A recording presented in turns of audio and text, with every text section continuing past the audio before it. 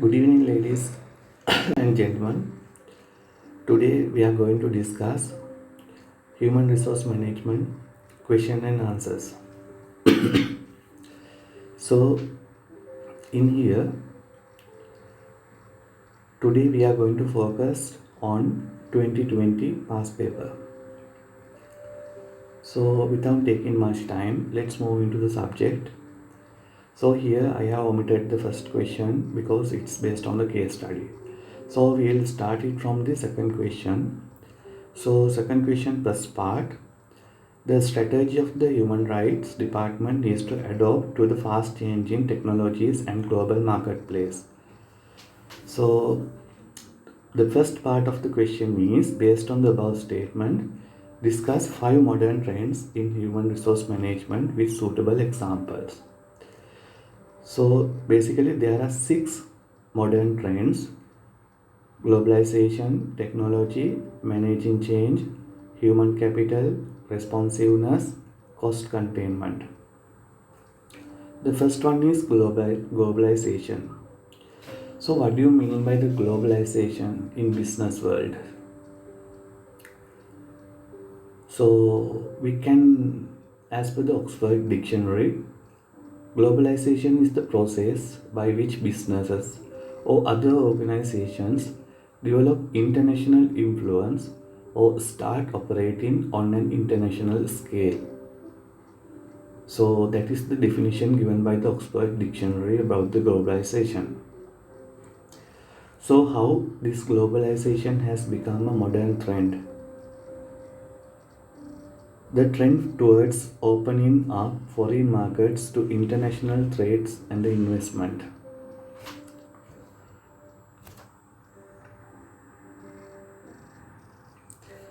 So, here different geographies, cultures, laws, and business practices are involved in the globalization. So, there are few impacts of the globalization in HRM field. So, they are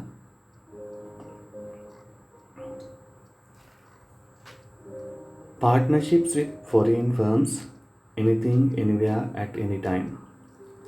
Markets lower trade and tariff barriers. In globalization, there are a lot of tariff involved, and these are some examples: FA, World Trade Organization, GATT. So, these are some more examples for the globalization. So, different geographies, cultures, laws, and businesses practices in globalization. So, there are few issues can be identified. Identify capable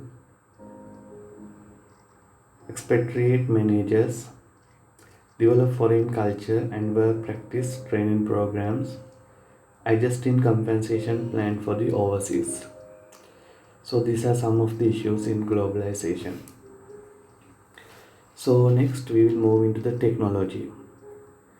So, in technology has now become a very contemporary issue in HRM field. Why? This artificial intelligence now already invaded the HRM field. Not only artificial intelligence, there are much more technology has embracing in the human resources field. So, use of technology to communicate with employees. So, these are some of the part of the new technology in HRM field. Here, company intrants and e-newsletters, company emails, these are some of the methods we are using for the communicate with the employees. Then a move forward single software platforms. What do you mean by the single software platform? For example, we can give integrated human resources information system, HRIS system. So this is one of the good example for the single software platform, HRIS. So what is this HRIS stand for? It's a system that lets you keep track of all your employees and information about them.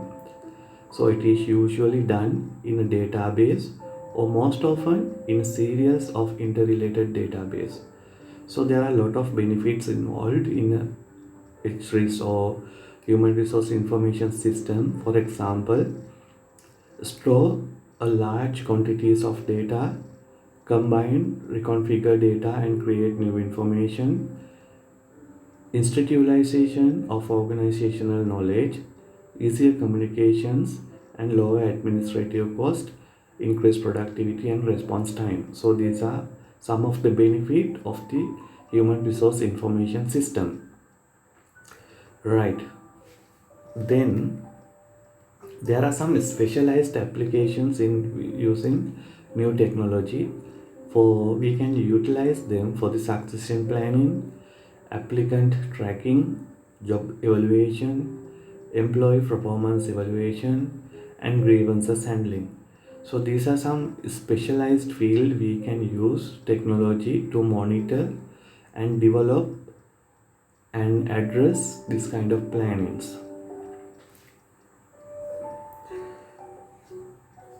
So evolution of new technology, employee self-service and data exchange, we can take as an example. So this will help to capability to maintain personal data, view context specific information, initiate benefit transaction. So then we will move into the managing change. Increase diversity in the workforce.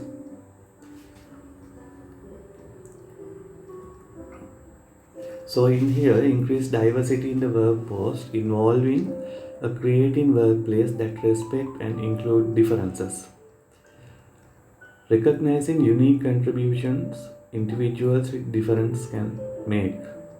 Creating work environment that maximize the potential of all employees. Then work-life balance. So what do you mean by the work-life balance? This has become one of the major trend in the HRM, and this has become a contemporary issue in the HRM. So employees experiencing burnout due to overwork and increased stress in nearly all occupations. For example, rise in workplace violence, increase in levels of absenteeism, as well as rise in workers' compensation claims. So this work-life balance is one of the major fact and trends in the HRM field. So then a structural shift from the manufacturing to the service sector. So we all know about the industrial revolution. So this has become one of the major landmark in the development HRM field, business field.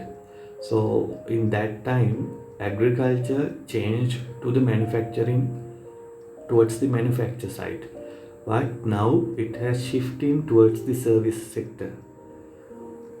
When we consider about the GDP also in most of the country, now service sector contribution is increasing. In Sri Lankan situation also same. So growth in part-time employment, rise in prominence of women in the workforce, gradual aging of labor workforce with fewer young people entering workforce, and participation rates among older workers are increasing. So growing importance of temporary employment and self-employment, then adoption of flexible working practices such as job sharing, and the increasing opportunity to work from home. So this work from home concept has evolved during the COVID-19 time period. So this one also has become one of the major reason towards the changing shift from the manufacturing to the service sector. So then the next one is human capital. The knowledge, skills, and capabilities of individuals that have economic value to an organization can be defined as a human capital.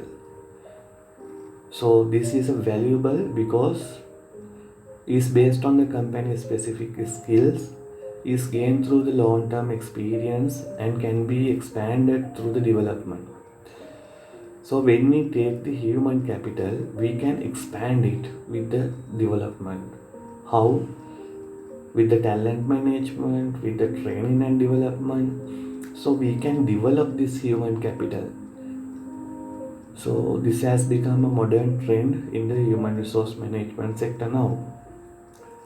So then management talent, recruitment, development and retention of the best workers and labor shortage, finding the right talent has become one of the major issue in the human capital.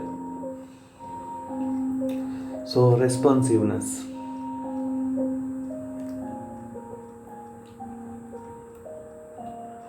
So here in the responsiveness, these are the sub factors involved. Total quality management, manage mergers and acquisitions, re-engineering, international expansion, downsizing, outsourcing. These are some responding to the market. So here, first one, total quality management. We can abbreviate it as a TQM. So TQM is a company-wide effort to continuously improve the ways people, machines, and systems accomplish their task. So this TQM approach provide guideline for the all the organization's activities, including human resource management. So there are a lot of core values. Methods and processes are designed to meet the needs of internal and external customers. Every employee in the organization receives training in quality. Quality is designed into a product or service so that errors are prevented from occurring. So these are some core values of the TQM, total quality management. So then the next one is mergers and acquisitions. So HRM should have a significant role in carrying out a merger or acquisition. So difference between the businesses involved in the deal make conflict inevitable. So training should include developing conflict resolution skills. So there is a need to sort out differences in two companies' practices with regard to compensation, performance, appraisal, and other HR systems. So the next one is re-engineering, a complete review of the organization's critical work process to make them more efficient and able to deliver higher quality. So a complete review of the organization's critical work processes to make them more efficient and able to deliver higher quality. And it involves reviewing all the processes performed by all the organization's major functions. And this includes human resource management also. So that is re-engineering. And the re-engineering affects human resource management in two ways. The first one is the way the HR department itself accomplishes its goals may change dramatically. The second one is the fundamental change throughout the organization requires the HR department to help design and implement changes so that all employees will be committed to the success of the re-engineered organization.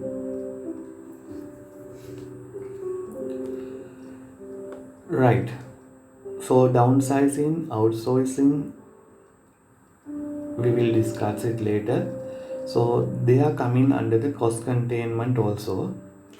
So here cost containment is the downsizing is the planned elimination of jobs. So sometime company may not be able to bear off its employee cost. So sometime therefore they will try to eliminate the sum of the job in the organization. So outsourcing, contracting outside the organizations to have work done that formerly was done by internal employees. So outsourcing is one of the major trends in now HRM field. There are a lot of manpower agencies outside, so it's very easy to take the contract basis employees from the outside. For employee leasing also one of such kind of thing. The process of dismissing employees who are then hired by a leasing company, so which handles all HR related activities and contracting with that company to lease back the employees. So in here also we can find some kind of companies in Sri Lanka, that manpower company. So they will provide employees to the company, and they will control all the human resources related activities by themselves. So company doesn't have any burden of the HR related activities of the employees.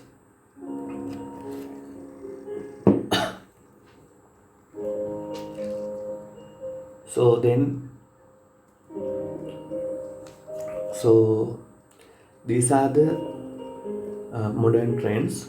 We have discussed six modern trends: globalization, technology, managing change, human capital, responsiveness, and cost containment. Right. Next, moving to the second part of the question. So, based on the Dave Ulrich HR model, using at least 5 factors, explain the role of human resources manager as an employee champion in a business organization. Right. So, ladies and gentlemen, what do you know about the Dave Ulrich model of the HR? So, this is a framework for organizing and defining the roles of HR professionals in an organization. So, it was developed by David Ulrich in 1995 and has been widely adopted by businesses around the world. So, here the model identifies 4 core roles of HR professionals. So, you can see it in this diagram: strategic partner, change agent, administrative expert, employee champion. So I'll brief you one by one, right? So here you can see this diagram has 2 arrows, one from the west to east and one from the north to south. So when we take the employee champion, you can see it's in people side and the operational focus. An administrative expert, it is in processes side and day-to-day side. Strategic partner, processes and future. Change agent, people and the strategic focus. So you can get some sort of knowledge about these 4 factors, quadrants, with this diagram. Right. So what do you mean by the employee champion? So this role involves advocating for the needs of employees and ensuring that they are treated fairly and with respect. So HR professionals in this role work to create a positive and productive work environment, and they also help to develop and retain top talent. Employee champion. So needs of employees and ensuring that they are treated fairly and with respect.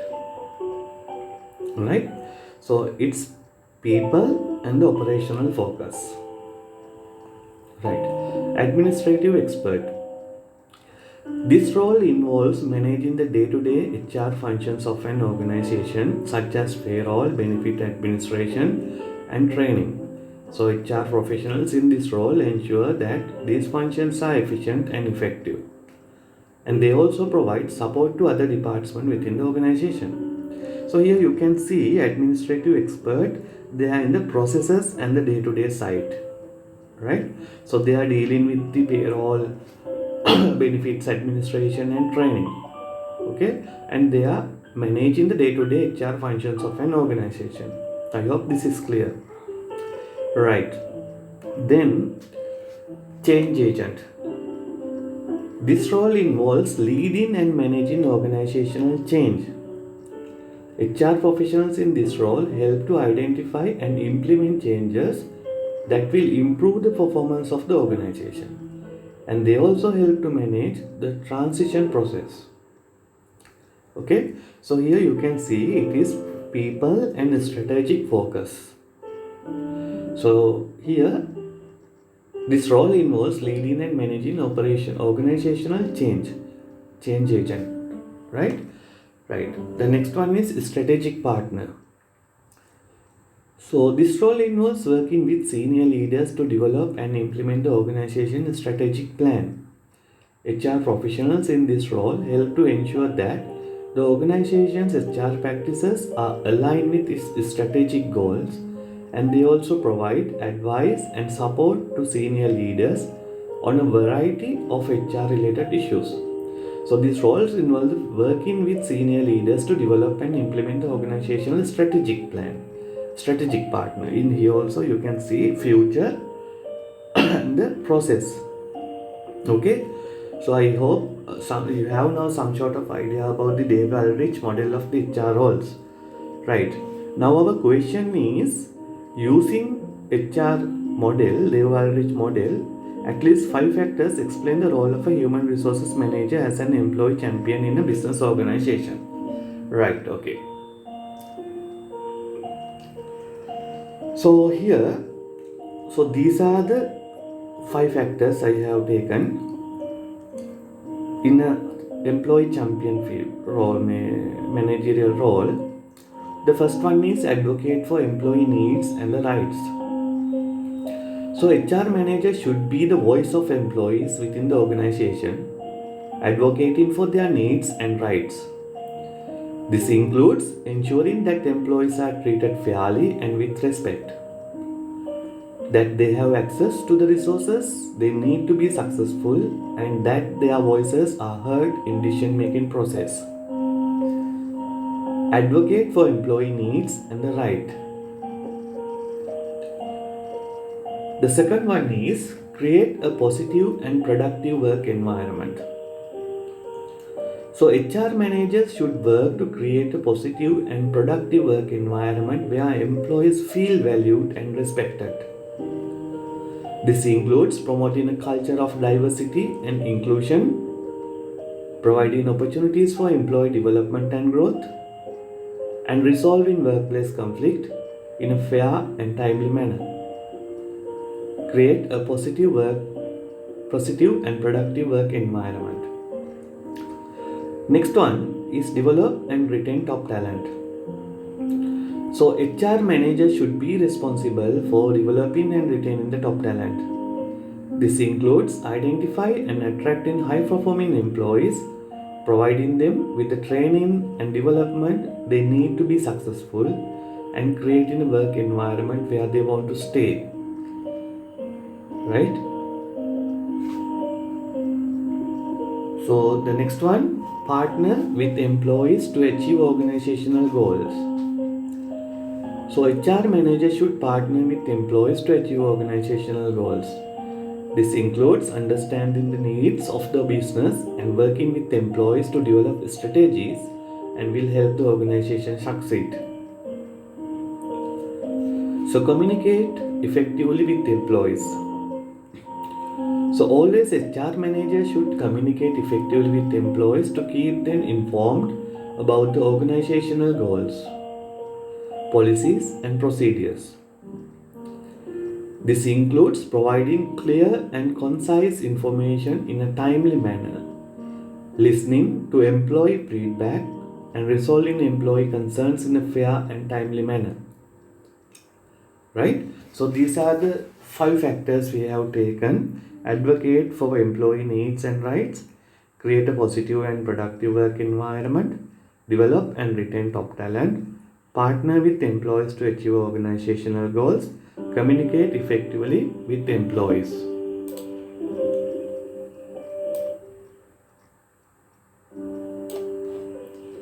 Right. Other than that, there are a lot of factors: promoting employee engagement, managing employee relations, protecting employee privacy. So those things are all also included in the employee champion. I hope this question is clear to you now. Right. The next question is, discuss at least 5 benefits of having performance management system in an organization. Right. Performance management system.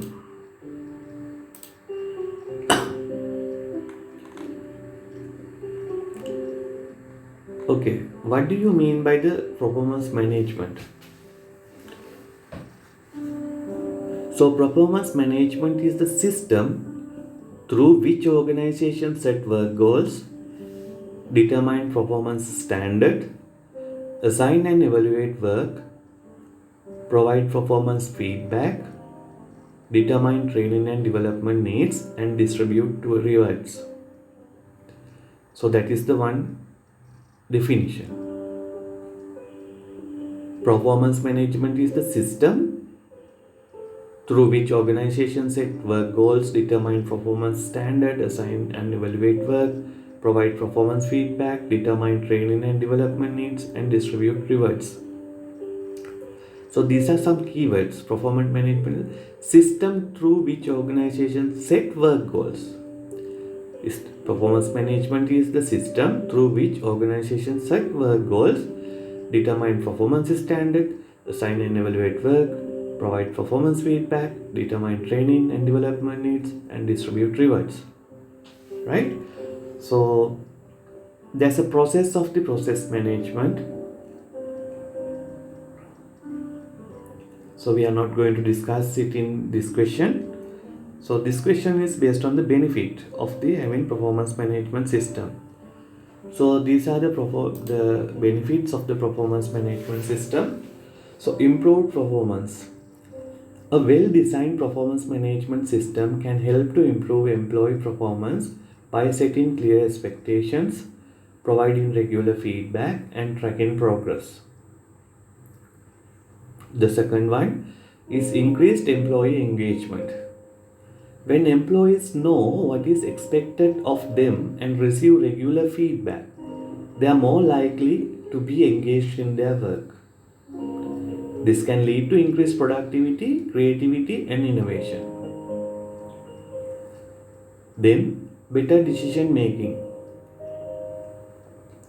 A performance management system can provide valuable insights into employee strengths and weaknesses, which can help managers make better decisions about the promotion, compensation, and the training. I hope this is clear. Then reduce turnover. Employees who are satisfied with their performance and who feel that they are being treated fairly are less likely to leave the organization. It's clear now? So this can save the organization money in recruiting and training costs. If you are satisfied with your effort, with the benefit you are getting, so then you are not going to turn over that job. Right? So this performance management system help to reduce the turnover. Improve compliance. A performance management system can help to ensure that the organization is complying with all applicable laws and regulations. This can protect the organization from legal liability. Okay? So in addition to this benefit, the performance management system can also help to identify and develop high potential employees.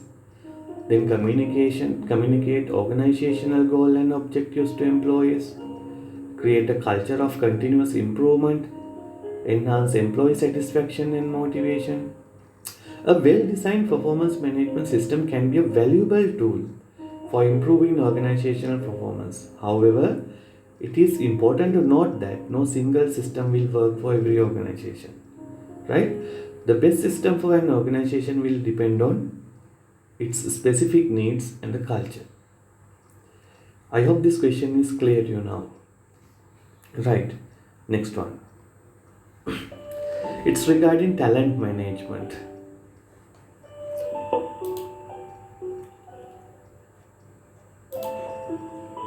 Right. What do you mean by the talent?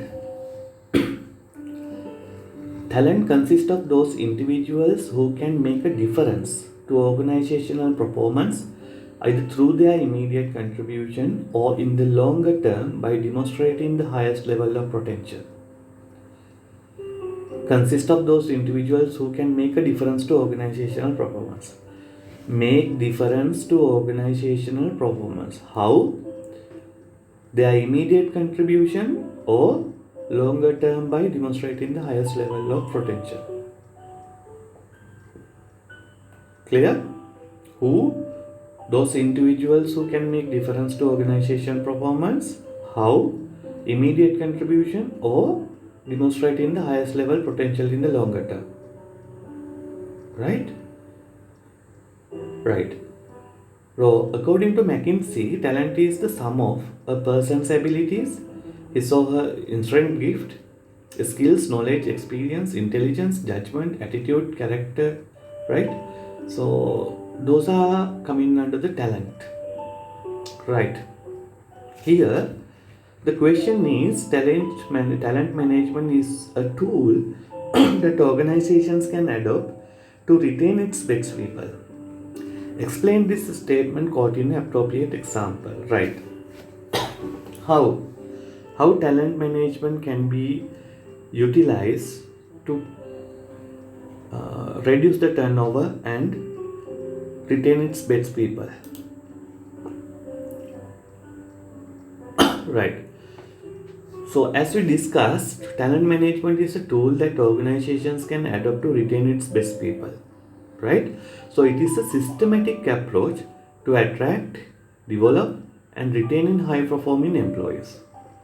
Talent management includes a variety of activities, right? Such as attracting top talent, developing talent, retaining talent. So, these are coming under the talent management, right? Okay, so what are the benefits? So there are few benefits. The first one is attract and retain top talent. A well-designed talent management program can help organizations to attract and retain the best possible employees. So this can give the organization a competitive advantage in the marketplace. Then increase employee engagement. When employees feel valued and respected, they are more likely to be engaged in their work.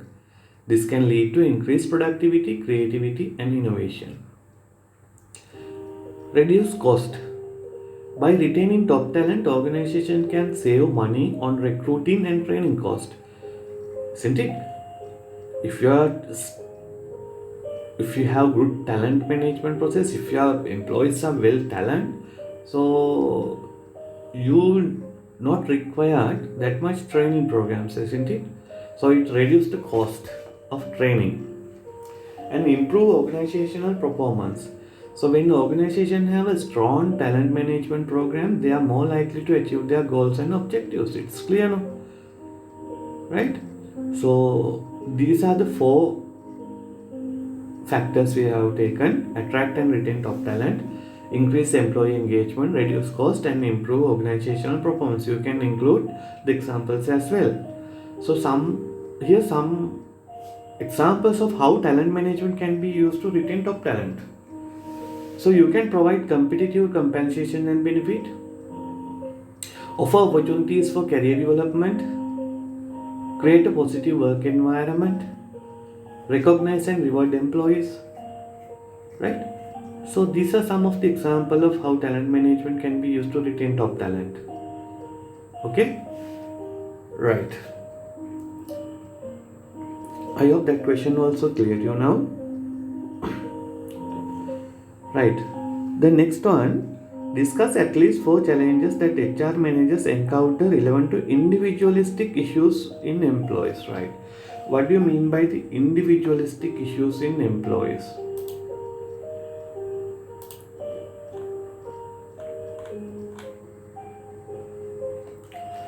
So this addresses the issues relevant to individual employees.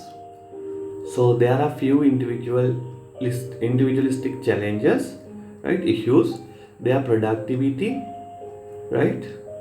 Then empowerment, brain drain, and job insecurity, right? We can take these as challenges as well as the issues. Okay. So productivity. Improving productivity has always been a live issue for the management, as the profitability of an organization mostly depends on the improvement in productivity. It is clear now. So therefore, managers are always striving to find ways for achieving the target of improved productivity. So there are two important factors that affect individual productivity. They are ability and the motivation. So employee ability, competence in performing a job, can be improved through a hiring and placement process that selects the best individual for the job. Right? Motivation refers to person's desire to do the best possible job or to exert the maximum effort to perform assigned task. Okay? Productivity. Basically, two parts, ability and motivation, right? Okay, then empowerment. Employee empowerment is giving employees a certain degree of autonomy and responsibility for decision making regarding their specific organizational tasks. Empowerment. You can identify it by the word itself, empowerment. Okay, it's a giving employees a certain degree of autonomy and responsibility for decision making regarding their specific organizational task. Right, it allows decision to be made at the lower levels of an organization where employees have a unique view of the issues and problems facing the organizations at a certain level. Okay, because even in the ground level employees, they are the people who have experience or the uh, thorough knowledge on the subject, right? So it's very easy to them to take a decisions on some up to some extent, right?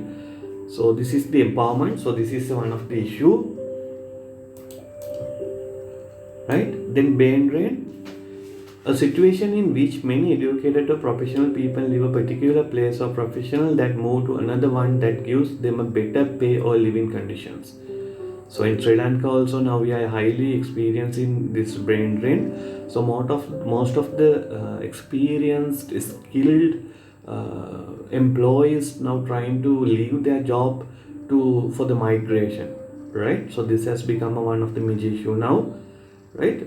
So then job insecurities. So job insecurity is a chronic job stressor which impacts on the well-being of organizations, employees. So employee job insecurity has a detrimental effect on the organization because there are a lot of employees in a temporary basis in most of the organization. Now they are not giving a permanent basis for the employees most of the time because there are a lot of rules and regulations involved in that, right? So this job insecurity has become one of the major issue. Okay, so then there are other two mentioned people and the organization and the ethics and the social responsibilities also. Okay, so these are the challenges that HR manager encounter relevant to individualistic issues in employees: productivity, empowerment, brain drain, job insecurity, and other than that, managing people and organization and ethics and social responsibilities. I hope this question is clear now. Okay, the next one. Discuss the purpose of having HR policies in an organization. This question is based on the HR policy. Right. Here,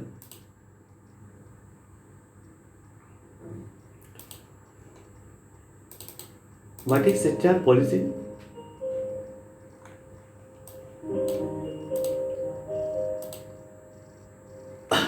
And what is the difference between policy and the procedure? So, policies guide of decision making, and while procedures drive actions. Policies leave some room for the managerial decision, while procedures are detailed and rigid.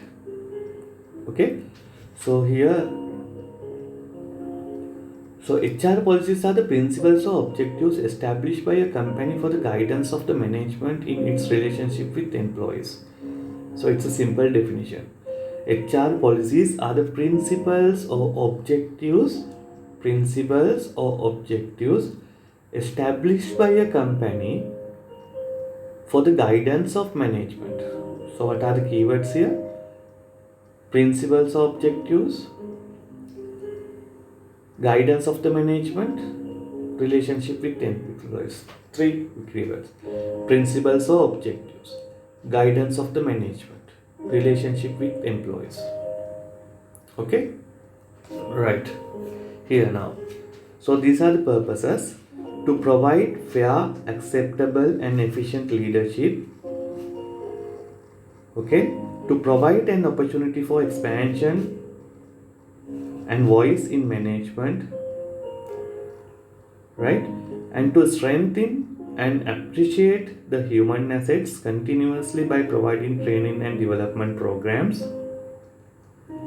to provide facilities and conditions of work and creation of favorable working conditions, working environment, atmosphere for maintaining stability of employment, to attain an effective utilization of human resources in the achievement of organizational goals.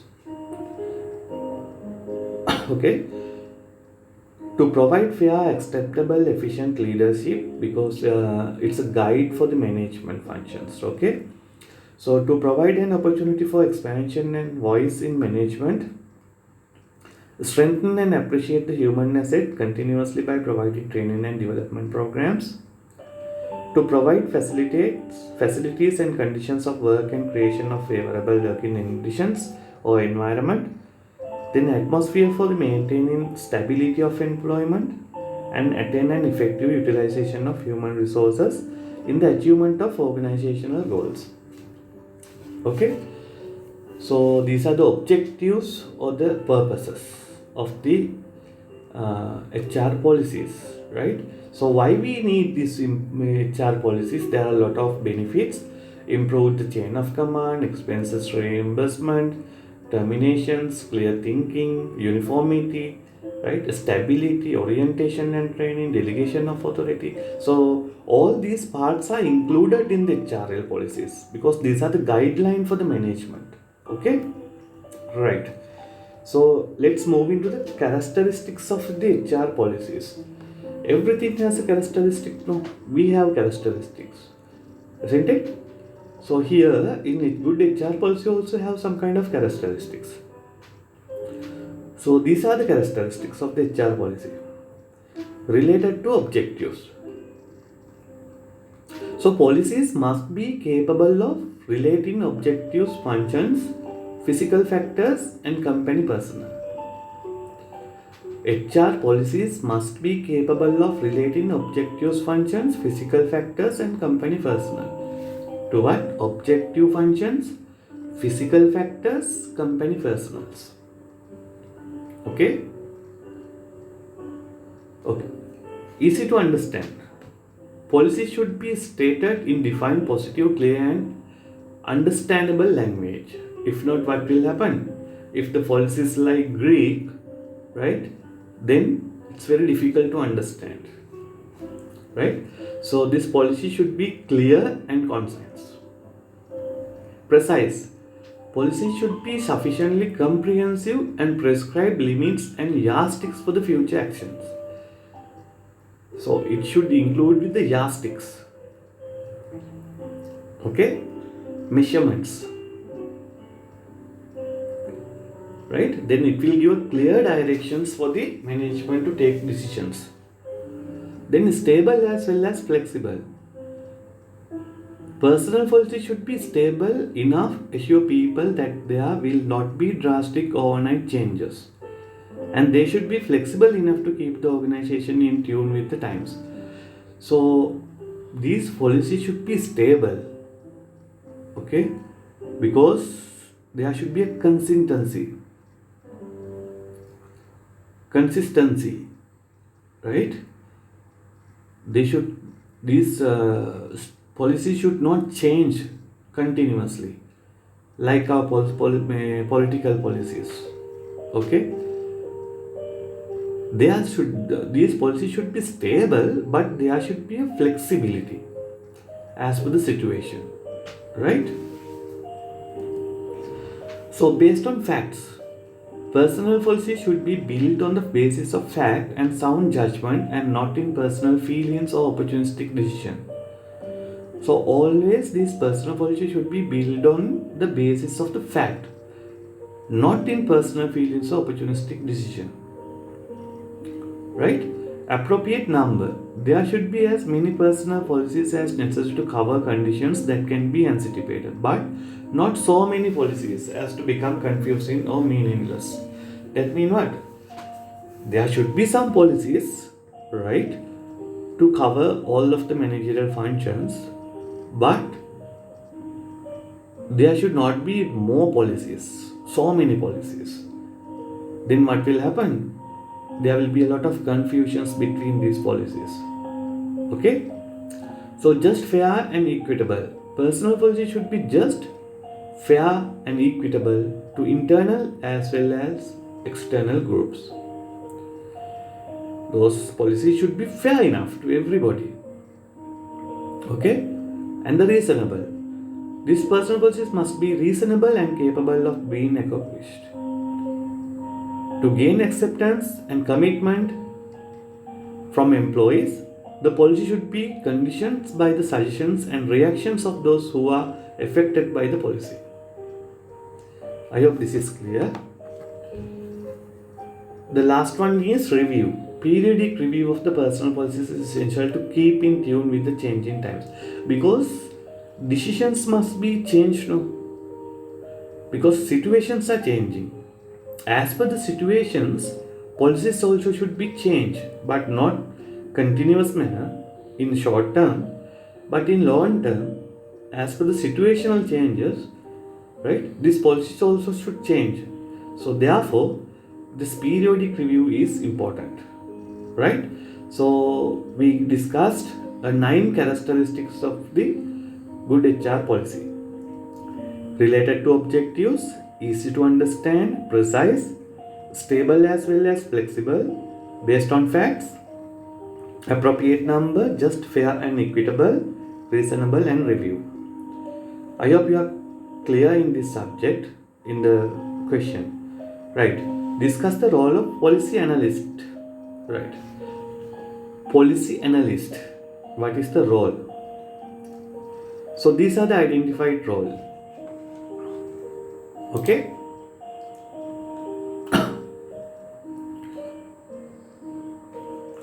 HR policy analyst is a professional who is responsible for researching, developing and evaluating HR policies and procedures. It's clear? They work with HR managers and other stakeholders to ensure that the organization policies are aligned with its strategic goals and objectives. Always, policies should be aligned with their strategic goals and objectives. There is no doubt on that. So, the role of an HR policy analyst can vary depending on the size and the complexity of the organization. In a small organization, of HR policy analyst may be responsible for all aspects of HR policy development, while in larger organizations, they may be a part of a team of analysts who specialize in different areas of the human resources. It's clear? Right.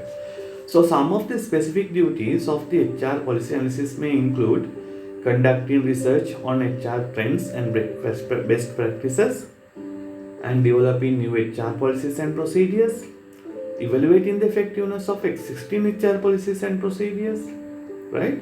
They have to evaluate the effectiveness of the HR policy, existing procedures, providing training and support to HR managers and other stakeholders, and advising on the legal compliance issues. So these are some of the roles of the HR policy analyst, right? I hope this is clear. So why we need HR professionals, policy analysts in the company? So increase compliance, improve decision making, enhance employee satisfaction, right? So improved organizational performance. So for these things we need HR professional analyst, okay? Right. The next question. Discuss how the context of training and development has effect to organizations in today's competitive market. So these questions are not that much difficult, but if you know the little bit theoretical part, you can expand it, right? So I am not going to talk much about this because these are self-explanation. right? So improved productivity, increase profitability, enhance innovation, reduce turnover, improved employee satisfaction, right? Productivity, it's clear because inputs efficiency, right? So under the resources, human resources also part of the input process. I think you are clear now, you have some sort of knowledge about the management process, input process and the output. So human resources are inputs. So if we can enhance the effectiveness of the human resources, we can achieve the company organizational objectives, productivity, right? Increasement of the productivity also increase the profitability as well.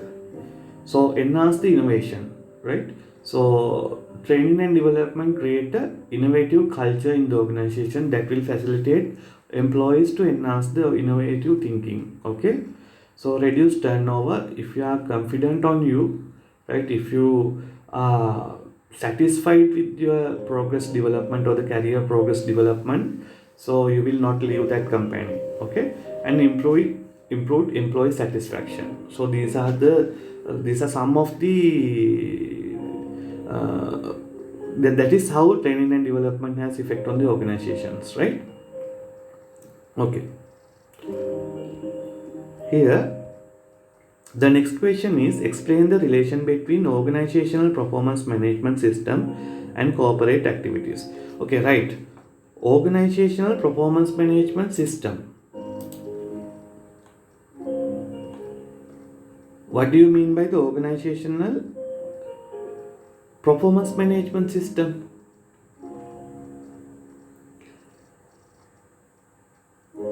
Right?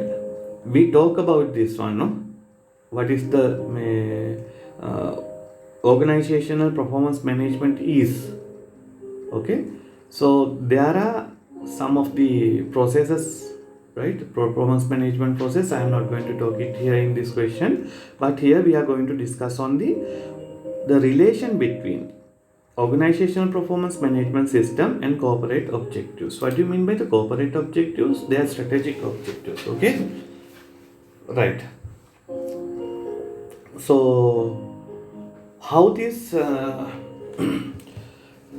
corporate objectives are the long-term goals of an organization. Okay, so they are typically broad and aspirational, and they are provide a roadmap for the organization's future.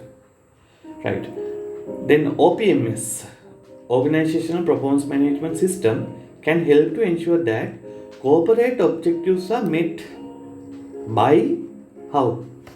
Aligning employee performance goals with the corporate objectives. Right? The OPMS can help to ensure that employee performance goals are aligned with the corporate objectives.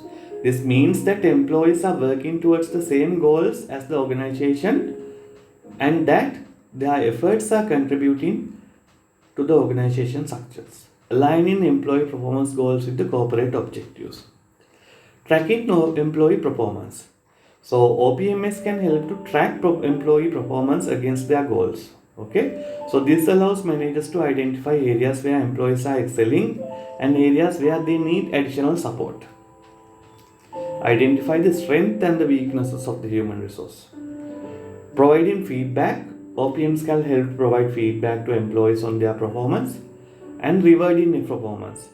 So OPMS can help to reward employees for their performance. This can help to motivate employees to continue to performance at a higher level. Okay, so these are some of the this is the relation between the organizational performance management system and the corporate objectives, right? Okay, so the last question is, discuss characteristics of a successful reward and the recognition programs. So these are some of the characteristic of a successful reward and recognition program, right? So why we need reward and recognition? So it enhances the employee satisfaction and the morale. Okay, right. Okay,